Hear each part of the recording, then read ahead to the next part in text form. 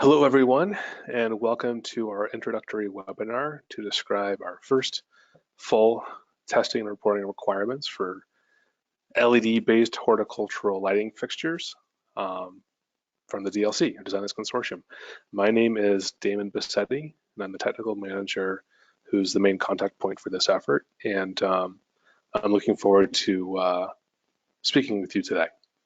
Let me go ahead and make sure that my screen is on. Great.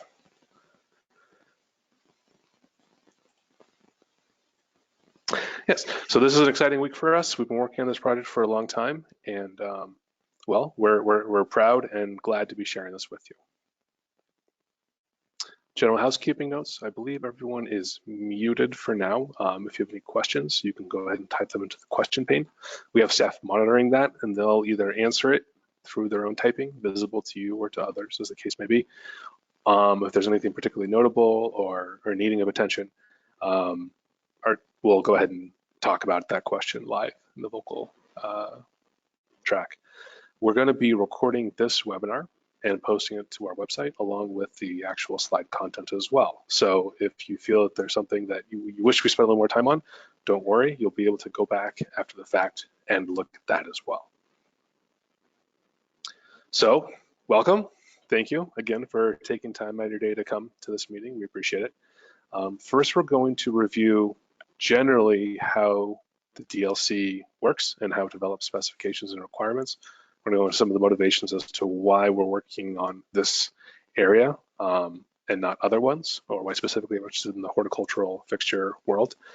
Then we're going to review the final requirements that we posted on Monday afternoon, and then talk about timelines, both near term and longer term. And then we'll go ahead and close out with reviewing some other supplemental information. So why does DLC care about this? Why are we even working on horticultural lighting? Well, artificial lighting of what's called controlled environment agriculture, or CEA, has always been around in some form or the other since electric lights were first introduced. But it's rapidly increasing in prominence, both with the adoption of the LED wave and also with other changing patterns. Climate change and population growth are here and they're coming, and CEA is going to be a big part of how we handle that.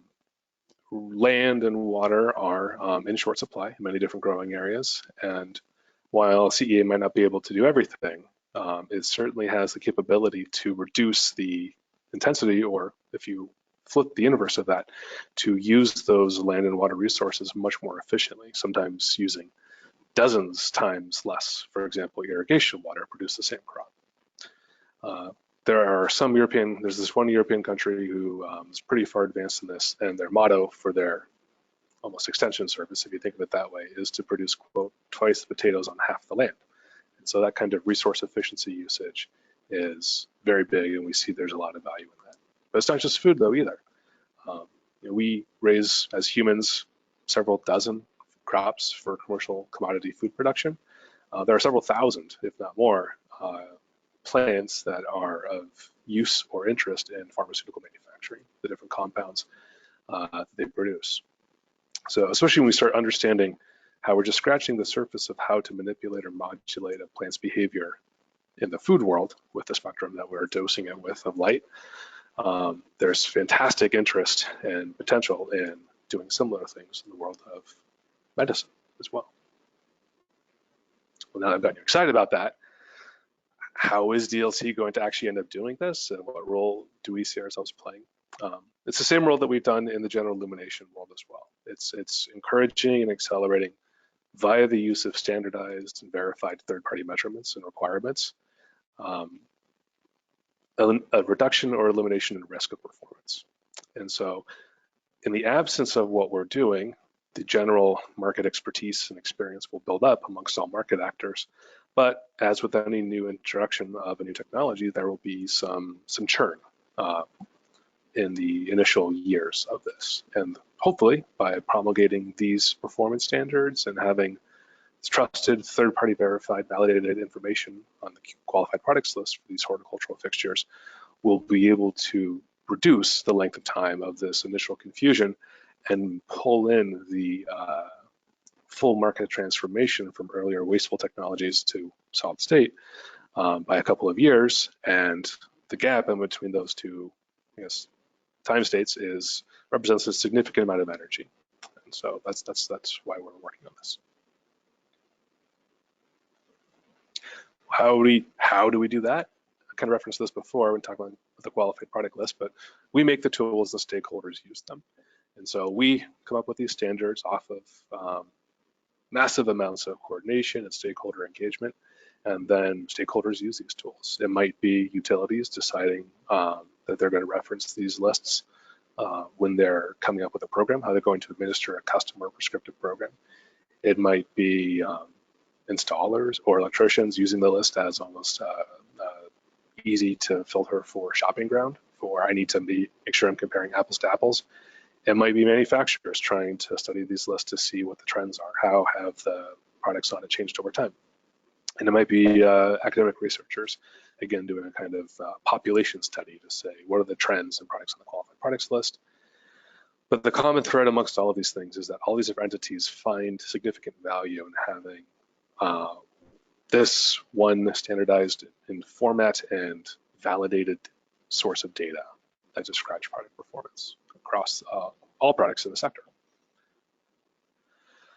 I referenced this before, but the input of stakeholders is critical. We are not, and we do not claim to be horticultural lighting experts. And there are probably hundreds of people who have graciously given time to us in the last year and a half of research on this specification.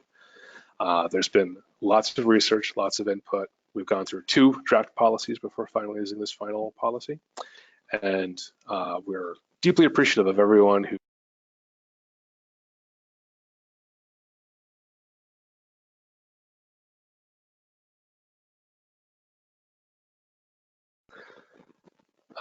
mic check.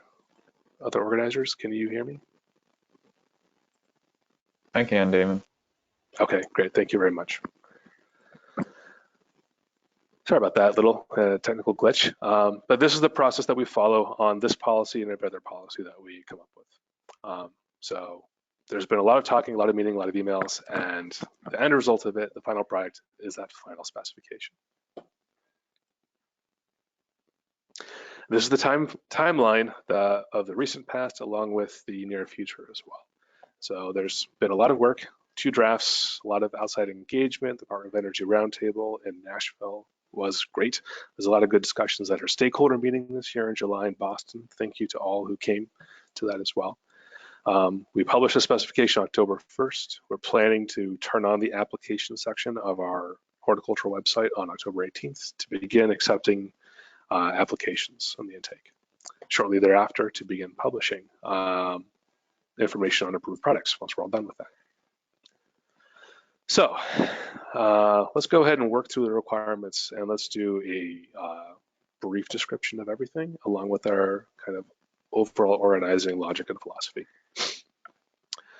Originally, we thought that we were going to have different performance categories, perhaps sole source, perhaps supplemental, perhaps low output, perhaps high output.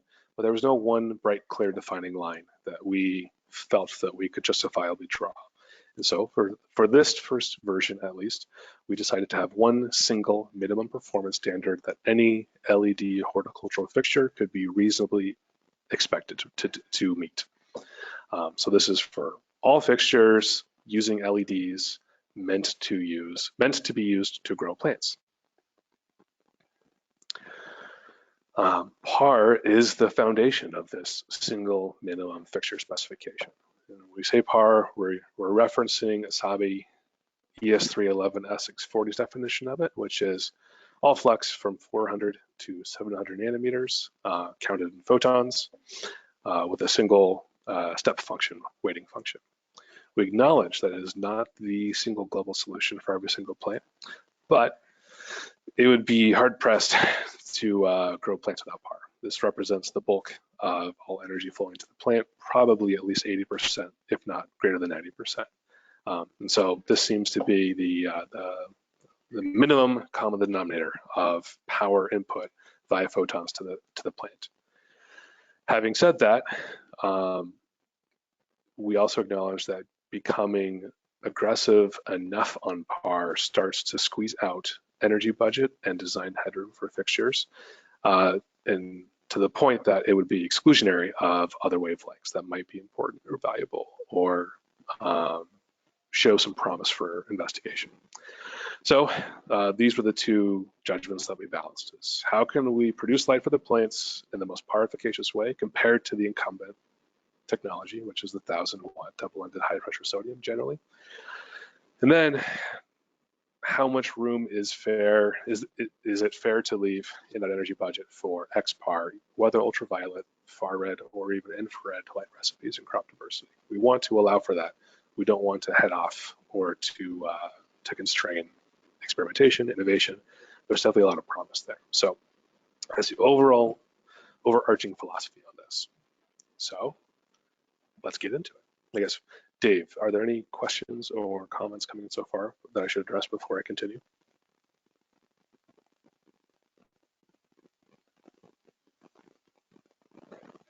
Okay, hearing none. All right, so photosynthetic photon flux, PPF, which is our 400 to 700 nanometer range, we're asking all applicants to report that via currently the LM 7908 test. That's a total number. We're also going to be asking applicants to report the red, the green, and the blue, essentially, in 100 nanometer wide bins alongside the total as separate line items on the test report. And we're going to be reporting that on the QPL. So that'll serve as a fast filter for end users as a general indication. Is this a fixture that uses red and blue only? Is this a fixture that uses red, blue, green, or something else? That will be a good system selection filter. And will also help feed our own statistical database for potential future sorting or categorization if the need arises in future spec revisions. Correspondingly, we're also going to be asking for the same flux count to be reported in the far red range, what we're calling PF far red, photon flux, subscript far red. Again, measured via LM 7908 methods in the 700 to 800 nanometer range. Next, we'll be asking for the spectral quantum distribution, or SQUID, again, measured in the LM 7908, but in the 400 to 800 nanometer range. We're not going to be asking for this via a TM27 file, for example, but we're going to be asking for this as a static 300 by 300 pixel image. There were some concerns from commenters about sharing sensitive data, the exact spectral composition of their product on the QPL, which will be publicly accessible. So by giving a kind of qualitative basic shape of that SQD, making it downloadable, we meet the need of informing the end user about the composition of the fixture's light without giving too much information away that would perhaps keep someone away from listing the product in the list in that case. And that's going to be across the 400, 800 nanometer range because it's informational only. And it's so the PAR plus far red range as well. Similarly, we're asking for the photosynthetic photon intensity distribution, or the PPID. This is the polar plot of light leaving the fixture. It's analogous, I suppose, to the polar plot that's generated when viewing the data contained in an IES file format. The difference being, though, that we're not asking for the Candela data that feed a IES file, but instead the PAR data. For similar reasons to for those why we're asking for a static image for the SQD, we'll be asking for this also in a static image, 300 pixels by 300 pixels, to be downloaded by users of the QPL if they choose. Not quite so many comments on this about having, say, competitive or sensitive information out there, but other concerns of actually having, one comment was, for example, why don't you have this just for the IES file, but have it instead of Candela units, have it in PAR units? If it's still in an IES file, one concern we had was that a user who might not be sophisticated enough to open up the IES file and read some of the commentary metadata within it, flagging that it is not Candela value, might actually end up using it as a candela-based value instead, or perhaps even doing a double conversion. Say, oh, I need to apply some kind of a par factor to it, when in fact it already had been converted to par units. And so to avoid any of that potential confusion or clustering or scattering of information, for the time being, we're asking for this only in static information, static visual information that can be generated through a goniometer and then plotted, and then that's what we'll be displaying out there. Obviously, this doesn't actually meet the design criterion, end users. So anyone who's looking to actually perform a facility model would still need to contact the product manufacturer to gain whatever file format that is available in. But yeah, that's how we will be requesting information, at least for the first 12 months, and we'll get into that in a little bit for these two values. Dave, I see that there's a question coming up. Anything of note that we need to address before we move on? Nope, no questions at this point, Eamon. And can you hear me now? Yes, I can, thanks. Cool. All right, moving on. This is the big threshold number, photosynthetic photon efficacy, PPE, in micromoles per joule. How efficiently does the fixture make par photons divided by with the input electrical watts? And this is going to be the threshold requirement. So we're going to be asking documented proof in that LM3908 test that the fixture meets the threshold of at least 1.9 micromoles per joule. We're allowing a negative 5% tolerance. So what this effectively means that any test report that is 1.81 micromoles per joule or higher, we will accept. But those fixtures which can qualify with a lower threshold, perhaps even below the 1.9, will probably be at a higher likelihood of being selected for surveillance and verification testing after the fact. So again, like, we'll accept it, but you should plan your numbers and product management and yield range around that 1.9 micromole per joule number. This is the 400, 700 nanometer range. We initially proposed 1.8 in the second draft. We proposed 2.1 in the first draft. And based off of the balance of commentary received amongst all commenters, we felt comfortable moving it up and being a little more aggressive than in the second draft to take it to 1.9 micromoles per joule. So this should protect and make it much more, increase the likelihood of utilities being able to justify and sustain rebates and incentives, because this is quantifiably higher performance than a HPS system. The next requirement is that the photosynthetic photon flux maintenance, essentially how quickly the light degrades out of the fixture across its operating life, must fall by no more than 10% in the first 36,000 hours of operation, otherwise known as the Q90 number. Applicants can demonstrate this to us through either the chip-based LM80/TM21 method or via the fixture-based LM84/TM28 method. Again, the spectra of interest here is in the PAR range, 400, 700 nanometers. In addition, we are asking applicants to report far red flux maintenance, but not apply any kind of threshold to it, to simply report it. There are some finer points to how we are going to be requiring this, but for example, if the fixture has no far red flux, then we're not going to require applicants to report this. But if the fixture has at least 5% of its total 400 to 800 emissions in this far red band, then we are going to ask for this far red photon flux maintenance. Not apply a threshold to it, but just to report on it. And both, this will be for informational purposes. So if the user feels that far red is important to them in their own uses, they will probably also care about what the flux degradation time is.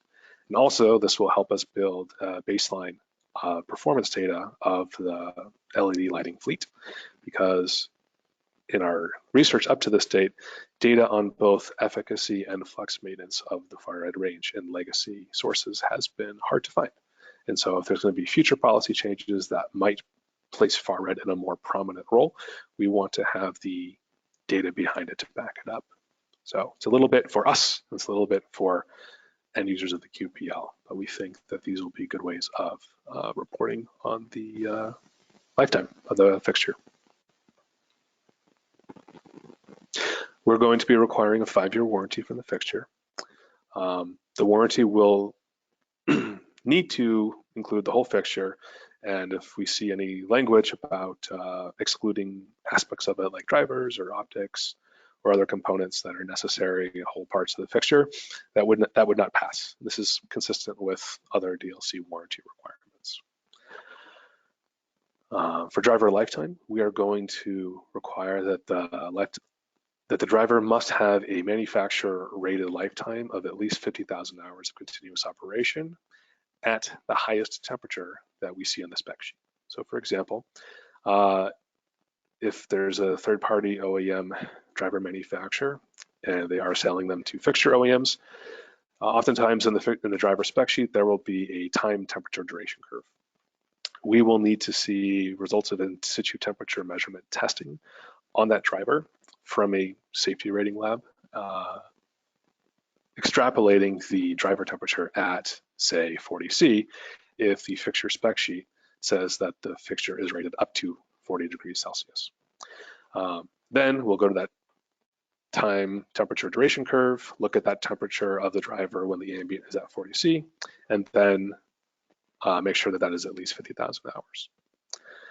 Similarly, we are going to require the fan lifetime will be at 50,000 hours as well. And I apologize, there's a typo on the method of measurement and evaluation. That was my fault. But again, that'll be based off of fan OEM data sheets as well. There are no standards equivalent to, say, Asabi X642 or S642, soon to be, for these lifetimes. And so these are the proxy measures that we've gotten comfortable with using on, for example, the DLC premium product requirements. We're aware of some potential future standards for specifically driver lifetime. We're remaining engaged with the standards community on that. And if something else emerges, then we will consider including that in the spec. But we've gotten good experience with these through the past DLC program operations, and we feel comfortable that these are good proxies for longevity to make sure that the customers are getting quality products that are going to take care of them, and that the utilities are getting products that they incentivize that will last for their plan to measure life with that incentive. Finally, we're going to require power factor must be at exceeding 0 or at or exceeding 0.9.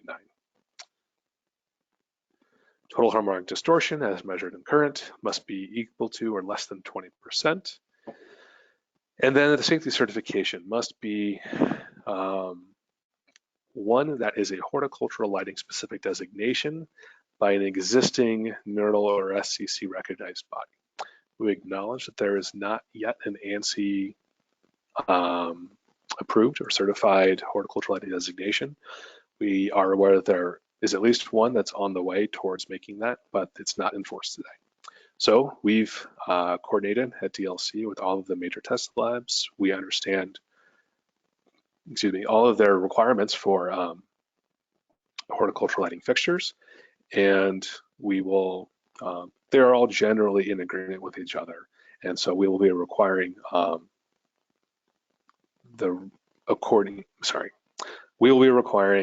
the corresponding safety certification from that test lab.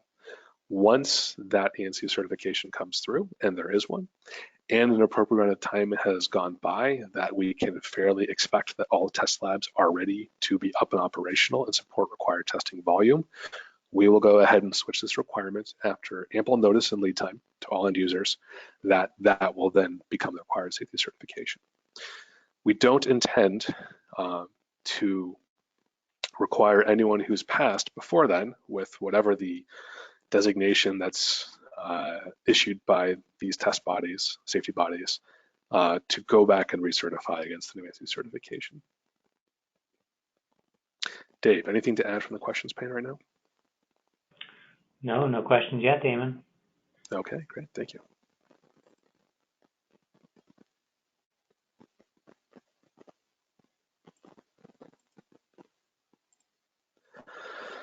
All right, finally, power mode. AC line voltage is the only way that we are approving the powering of these fixtures. We're not closed to opening this up to DC and PoE, power over Ethernet, in the future. Those are also a new product category in general illumination that we opened up to this week as well. We thought that there was enough complexity in the existing schema of horticultural lighting that we wanted to avoid any basic contain the number of moving parts. So as we gain experience helping utilities run their programs with DC and PoE, we'll definitely open this up for consideration to the next revision. We're also not excluding remote drivers for fixtures. So if there's a remote driver topology that your product's going to be using, we will accept that. But we are going to be making sure that as we evaluate those, that it's actually a remote driver and that the power rating of the remote driver is more or less the same as the power rating of the fixture that is at the other end of that cable. For spectrally tunable, we have some testing parameters that essentially can be boiled down to testing in the single most consumptive mode, and then that'll be the threshold qualifying for flux efficacy. And then there will be spectrum qualification testing with each isolated channel. But all efficacy and flux longevity, PFM maintenance, will be evaluated at the most consumptive mode and then at the worst case temperature operating mode for each color of LED that's being spectrally tuned. Full details are in the spec. I don't think we need to get into that here, but if you have any questions about this, please email us and we'll help you talk through your packaging of these test reports and on your way in for the application to make sure that we're being efficient with our time.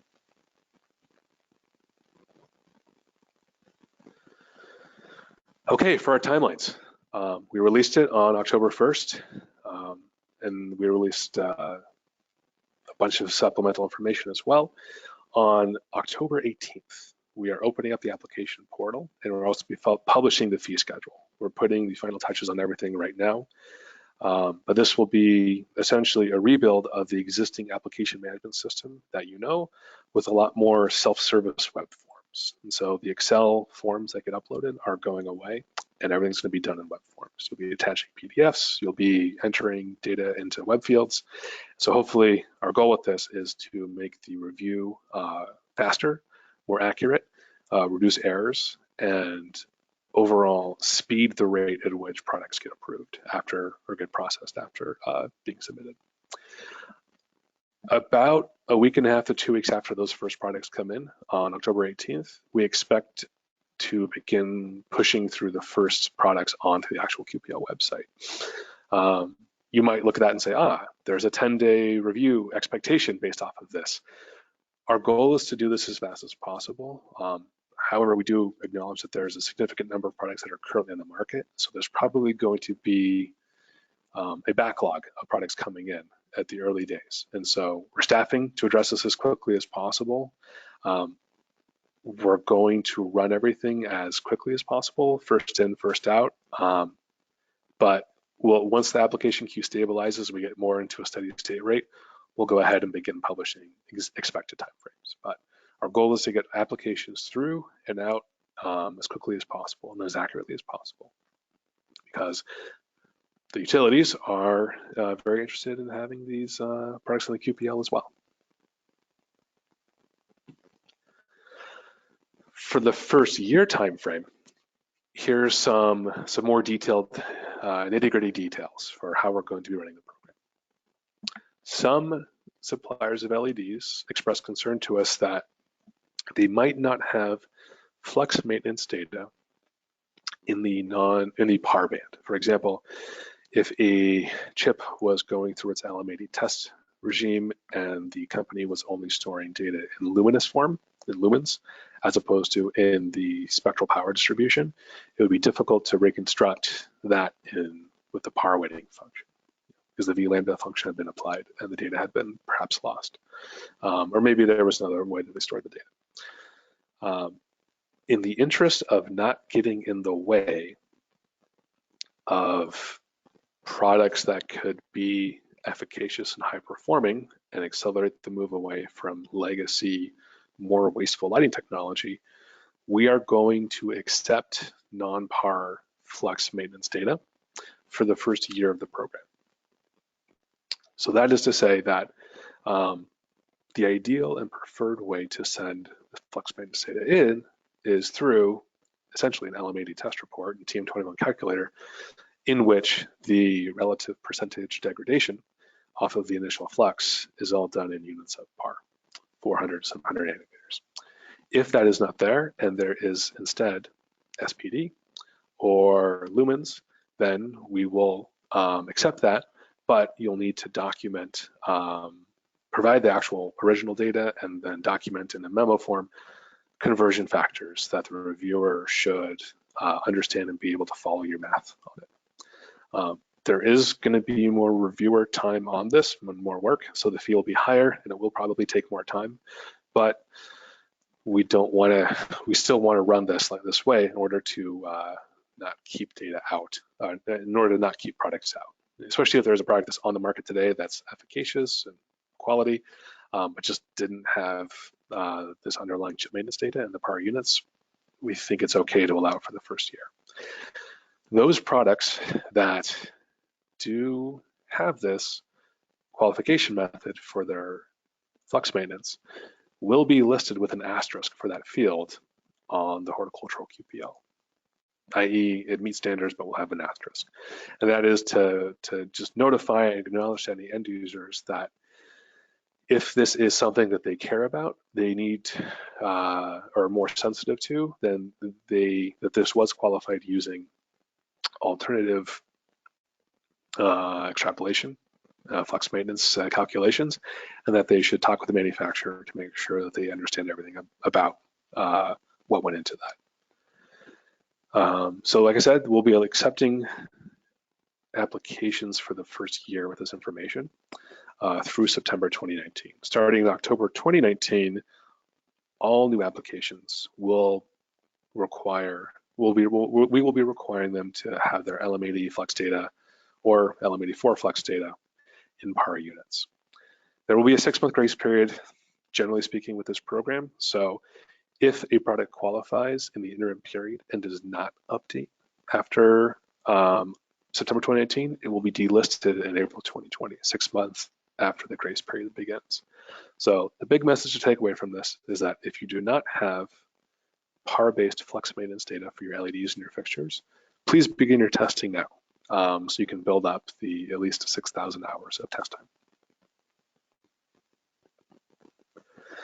Similarly, for the first year, as I mentioned before, PPID and SQD will be submitted as static images through September 2019.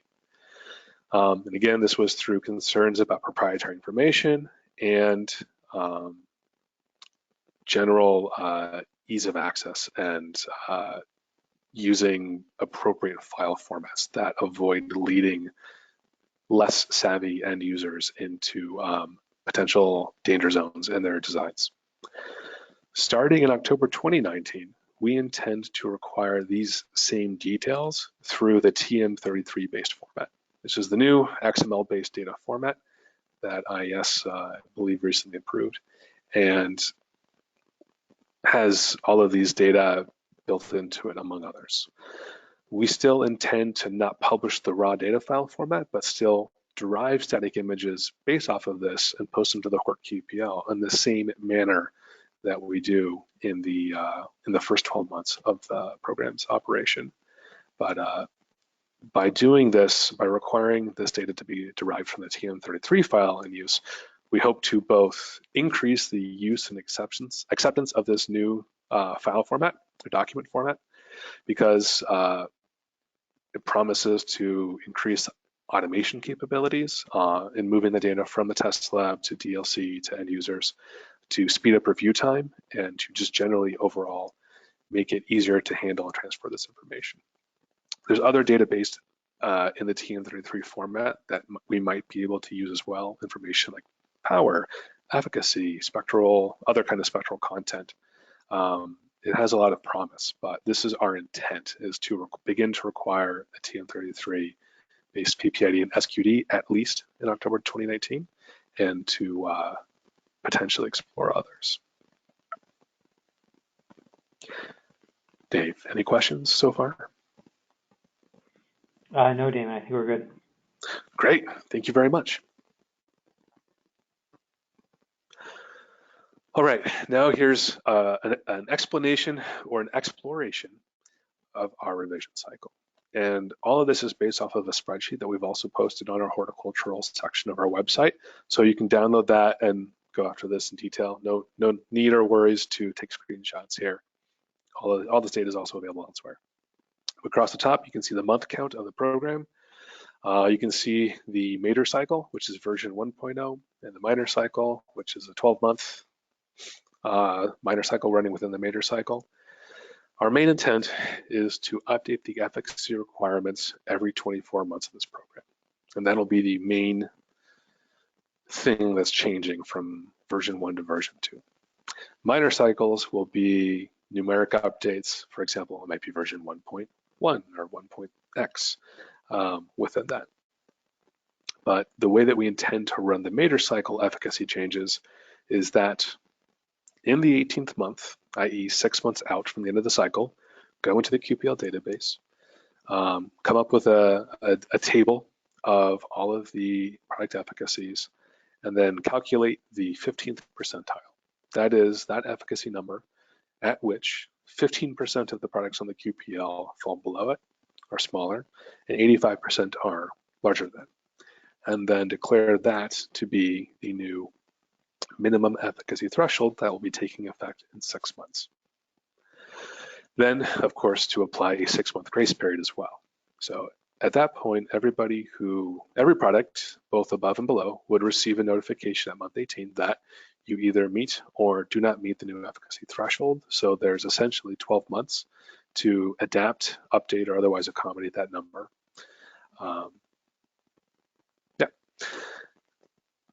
Additionally, the first example of the 12-month minor cycle that we've been describing is the non-PPF LM80 data being provisionally allowed on the list.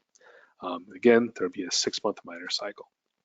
We can explore that in the next couple of slides, but to explore here, this first line, examples, the example is a fixture that meets both the first version and the second version of the requirements, whatever those may end up being. And so at month 18, it receives a notification. Hello, fixture A, you meet the requirements of the new minimum threshold. Can you please log on to the website and confirm that this is still for sale, that this is still available? They log on, they get their alert, a reminder, they go ahead and confirm after logging on that the product is still commercially available, and then it continues on the QPL through this rest of cycle 2. This next one is, again, a fixture that meets the first version and second version requirements, but the manufacturer maybe has stopped making it or has otherwise decided to stop selling it. Maybe they've come up with a new product line.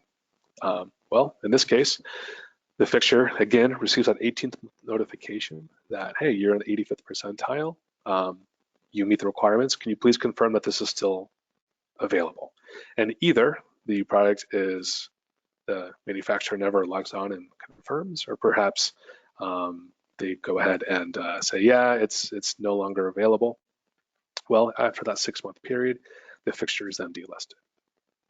And the intent for this kind of, dead man switch, for lack of a better term, is to make sure that only products on the QPL, the only products that users can see on the QPL are actually those that are commercially available. So by introducing a kind of expiration date or positive affirmation requirement, we can help make sure that something that was on the list 4 years ago is no longer presented to end users as still being on the list if it is actually no longer commercially available. This is something that we experienced in some of our surveillance testing. And so we felt it was important to include this mechanism in this new spec.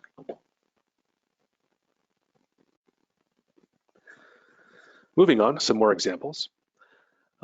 This next fixture is one that only meets the version 1 efficacy requirements and does not reapply. So it applies, comes in, month 18, receives a 15th percentile notification, say, hey, you're below the cutoff. You have a year to update your product or otherwise be delisted. They get more alerts, grace period is running, then eventually, after not receiving updated information at month 30, the end of month 30, they are delisted. This next fixture illustrates an important point to this mechanism as well. This is a fixture that comes in and applies for qualification a little bit later in the 2-year cycle. It meets requirements for both version 1 and version 2. Says, hey, you meet the threshold. Can you please confirm that you continue to be commercially available? It confirms, and it remains on the list the rest of cycle 2.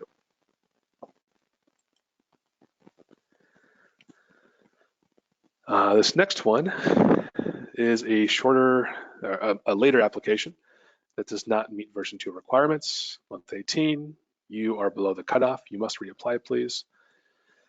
Still gets this grace period alert. Grace period is running, the clock is ticking, and then it is eventually delisted for lack of an update demonstrating that it meets the new version 2 requirements. Again, this is an even later application that comes in month 18, says you're approved, but you're below the 15th percentile cutoff. Please reapply.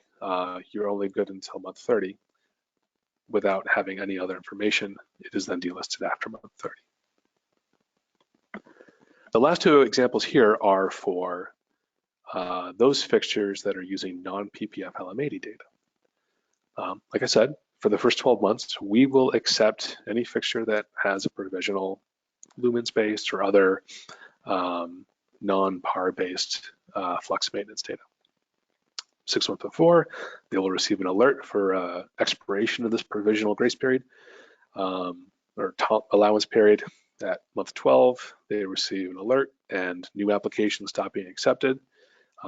They get the new data, they reapply, it's reevaluated, and then it comes through.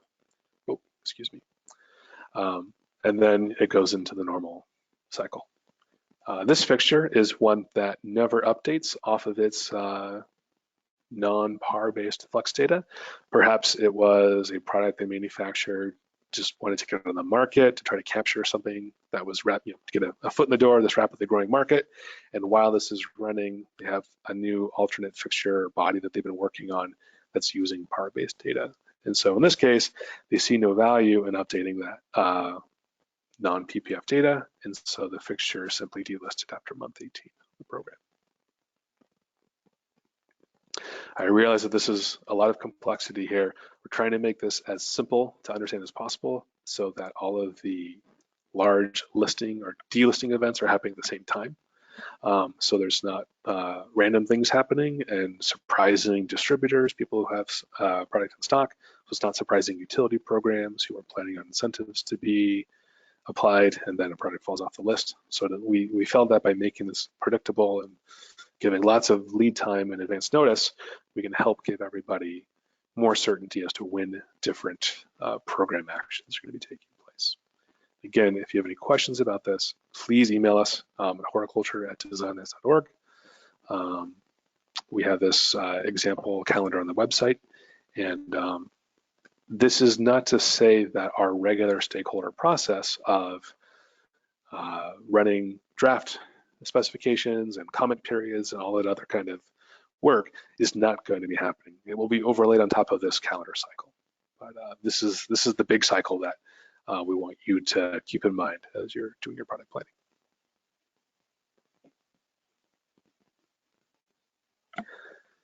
All right, let's go ahead and have some more supplemental information or just more topics to discuss. You may have noticed in the specifications, we were talking about LM7908 versus Asabi ES311X642, which I believe very recently completed its approval and can probably now be referred to as Asabi S642. Excuse me. Well, once major test labs complete accreditation to this standard, we will begin requiring test reports based on this format after lead time and lots of ample notice and alerting periods. S642 generally refers to LM7908 as a normative reference for the test methods that it describes, but generally speaking, 642 will be the guiding condition or the guiding evaluation under which we're looking at products once that gets up and ready. But in the interim, we will go ahead and be accepting just basic non-642 compliant LM7908 reports. So again, we're not going to require the day that ANSI publish it. We are going to allow for time for test labs to be accredited or certified to issue reports with 642 on it. And then we'll be doing lots of lead time and reporting and alerting. And then after reasonable cutover time, that's what we'll be relying on. So generally speaking, you should be planning on 642 based application documentation. In addition, we've gone ahead and posted some extra guides. These were topics that we thought would be important to discuss as either relating directly to current specification requirements or technical requirements, or topics that were not included but that are of general interest to the horticultural lighting world and may play a role in future specifications. So we wrote one that talks about units of measure to help guide less experienced end users to get away from using human-centric units of measure like lumens and using items like DLI, for example, for working on your facility designs. We wrote another one that was a bit of an editorial on how, while high accuracy, third-party verified fixture performance is extremely important, it is not the end-all be-all, and that if you're working on a whole facility design, you need to be considering a host of different application variables like HVAC, crop height, even climate. And so highlighting that perhaps going off of a simple one-for-one fixture approach is probably not sufficient. And in that we lay a couple signposts out to say, for example, here are some other entities like Asabi, like LRC, like Lisa, like Glaze, other entities in this world who can probably help you learn more about these requirements.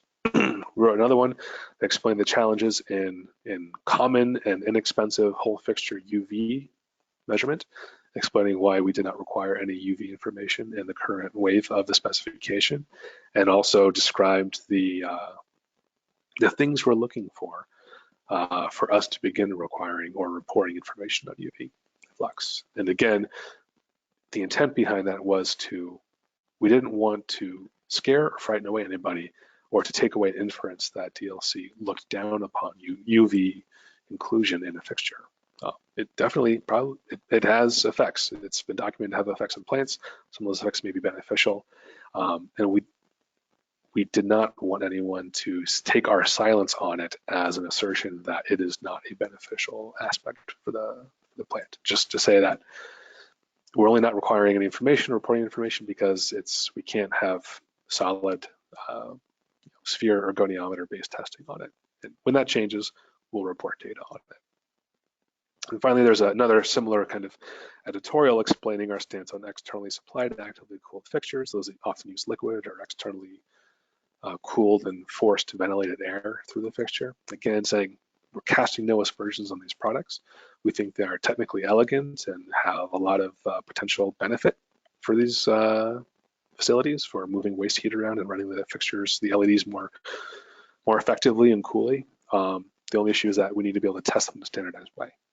And Asabi S642 is working on evaluating that as well. We're proud to be working with them on that. And again, we don't want anyone to think that we think these fixtures are not good or are bad. Instead, that there's merely a testing challenge. And in it, we actually also describe if a utility was interested in doing some kind of a custom evaluation for these products, because they're on the DLC list, here's an avenue of inquiry you could begin walking down with your test lab and your fixture manufacturer to come up with a good handle on how the fixture operates. So there are 4 of these now. There might be more later. Again, we're open to hearing from you in terms of what you think is good about these, what else might be put into them, or new topics that you think it would be good to have something out there in DLC's voice. And again, I suppose our applicant guide is not posted today, but soon we're going to be posting our applicant guide as well. That's going to be taking end users through each section of the application in detail. I'd mentioned before that it's going to be a web-based application form. It'll be, I think, an improvement over the current application process that end users are experienced with now if they've been listing products with our SSL. general illumination side of things. And so yeah, we'll be posting documentation how to use that. And also the week that the application portal goes live and we begin accepting applications, we'll also be hosting a webinar showing end users on how to operate this guide, operate this part of the website.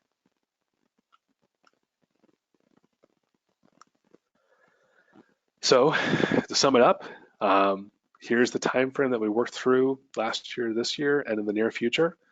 A lot of people put a lot of time in helping us come up with these requirements, and we really appreciate the from the manufacturers who gave us their fleet reliability data for cooling fans. We appreciate you having shared that. You helped us address some concerns that we had about product longevity of a critical thermal component, and we appreciate the trust that you placed in us in doing so. For the test labs that helped us work through understanding their capabilities of their test equipment and what it can and cannot do, and both now and perhaps in the future. Thank you to you as well. We appreciate the crash courses in metrology that you gave us. And for everyone else, from the growers to the end users to the academic research consortiums, the good things about this spec, the strength of the spec, are because of all of the work that you put into it, and we really appreciate it.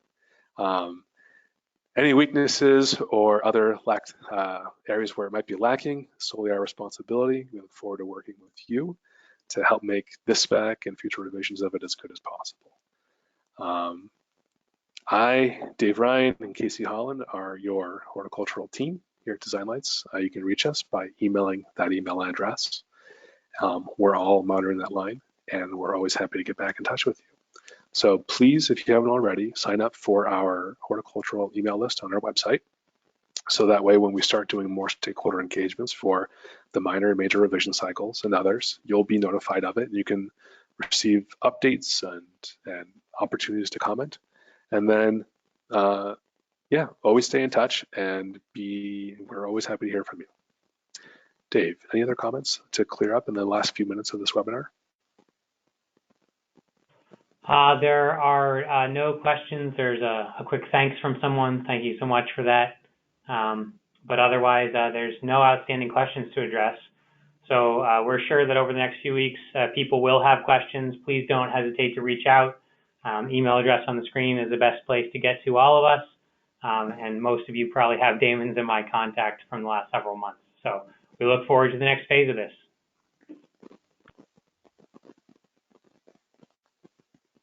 All right, thank you, Dave. And one final time, thank you to everybody, and thank you to the DLC team helping me run this and put this out there. And we look forward to working with you to make horticultural lighting, make more food, make more medicine with less resource inputs, and be more energy efficient. There's a really exciting way ahead of us, and I look forward to traveling it with all of you. Thanks, everybody. Bye.